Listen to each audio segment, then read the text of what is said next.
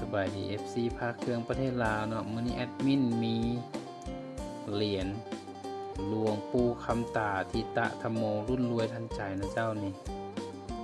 เป็นเนื้อทองทิพย์ลงหย่าม่วงพร้อมห้อยเนาะเหรียญนี่งามเนาะงามเบอร์69เนาะ